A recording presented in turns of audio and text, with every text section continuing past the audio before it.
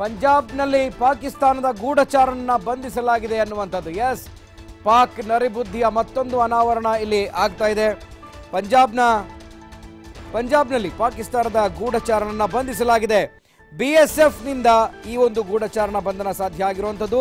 BSF ನೆಲೆಗಳ ಅಂದರೆ ಗಡಿ ರಕ್ಷಣಾ ಪಡೆಯ ನೆಲೆಗಳ ಫೋಟೋಗಳನ್ನು ಈ ಪಾಕ್ ಏಜೆಂಟ್ ತೆಗಿತಾ ಇದ್ದಂತೆ, ಫೋಟೋಗಳನ್ನು ಕ್ಲಿಕ್ ಮಾಡ್ತಾ ಇದ್ದಂತೆ ಎಸ್ ಆತನನ್ನು ವಶಕ್ಕೆ ತೆಗೆದುಕೊಂಡಿದ್ದಾರೆ. ಆತನ ಬಳಿ ಇದ್ದಂತಹ ಮೊಬೈಲ್ ಫೋನನ್ನು ಕೂಡ ವಶಕ್ಕೆ ತೆಗೆದುಕೊಂಡಿದ್ದಾರೆ.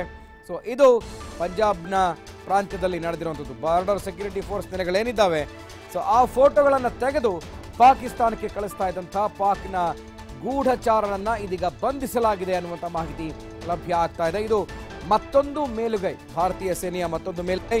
ಸೊ ಈಗ ಫಿರೋಜ್ಪುರದಲ್ಲಿ ಈ ಒಂದು ಬಿಎಸ್ಎಫ್ ಯೋಧರು ಪಾಕ್ನ ಏಜೆಂಟ್ ಅನ್ನ ಬಂಧಿಸಿದ್ದಾರೆ. ಬಿಎಸ್ಎಫ್ ನೆಲೆಗಳ ಮೇಲೆ ಫೋಟೋಗಳನ್ನು ತೆಗಿತಾ ಇದ್ದಂತಹ ಈತ ಪಾಕಿಸ್ತಾನಕ್ಕೆ ಇದನ್ನು ರವಾನೆ ಮಾಡ್ತಾ ಇದ್ದಂಥ ಮಾಹಿತಿ ಲಭ್ಯ ಆಗಿದೆ. ಪಂಜಾಬ್ನಲ್ಲಿ ಪಾಕಿಸ್ತಾನದ ಗೂಢಚಾರನನ್ನ ಬಂಧಿಸಲಾಗಿದೆ ಅನ್ನುವಂಥದ್ದು. ಎಸ್, ಪಾಕ್ ನರಿಬುದ್ಧಿಯ ಮತ್ತೊಂದು ಅನಾವರಣ ಇಲ್ಲಿ ಆಗ್ತಾ ಇದೆ. ಪಂಜಾಬ್ನಲ್ಲಿ ಪಾಕಿಸ್ತಾನದ ಗೂಢಚಾರನನ್ನ ಬಂಧಿಸಲಾಗಿದೆ.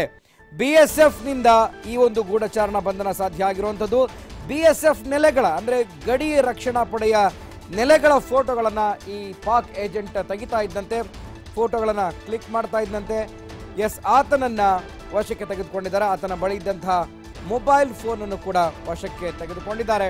ಸೊ ಇದು ಪಂಜಾಬ್ನ ಪ್ರಾಂತ್ಯದಲ್ಲಿ ನಡೆದಿರುವಂಥದ್ದು. ಬಾರ್ಡರ್ ಸೆಕ್ಯೂರಿಟಿ ಫೋರ್ಸ್ ನೆಲೆಗಳೇನಿದ್ದಾವೆ, ಸೊ ಆ ಫೋಟೋಗಳನ್ನು ತೆಗೆದು ಪಾಕಿಸ್ತಾನಕ್ಕೆ ಕಳಿಸ್ತಾ ಇದ್ದಂತಹ ಪಾಕ್ನ ಗೂಢಚಾರನನ್ನ ಇದೀಗ ಬಂಧಿಸಲಾಗಿದೆ ಅನ್ನುವಂಥ ಮಾಹಿತಿ ಲಭ್ಯ ಆಗ್ತಾ ಇದೆ. ಇದು ಮತ್ತೊಂದು ಮೇಲುಗೈ, ಭಾರತೀಯ ಸೇನೆಯ ಮತ್ತೊಂದು ಮೇಲುಗೈ.